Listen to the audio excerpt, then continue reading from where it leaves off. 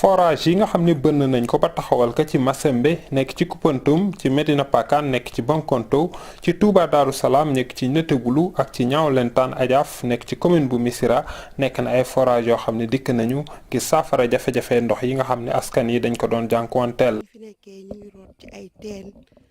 mais musuñu am aussi tamit pompe mais teen rek la ñuy root ñun jigéen ñi root nañ bay bëgg a dee. moom vraiment dañoo kontaan mënuñu wax dara parce que musuñu woon yaakaar forage dina am ci biir dëkk bi xalaatuñu ko woon géntuñu ko woon. waaw ndox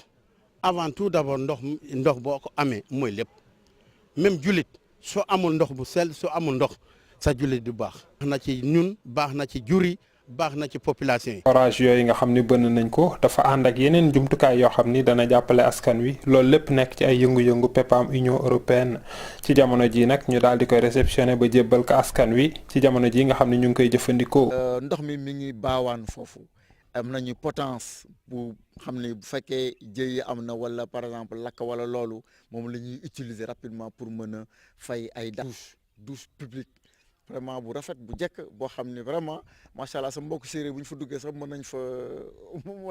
toog aisément. ci Tambacounda nag service bi nga xam ne moo ŋànk lépp lu jëm ci wàllu hydraulique muy ndox ak service bi nga xam ne moo ŋànk lépp lu jëm ci wàllu assainissement guleet nag fi mu ne am nañu benn bâtiment bu yées peq boo xam ne ñoom ñaar ñëpp fa la ñu nar a daloo.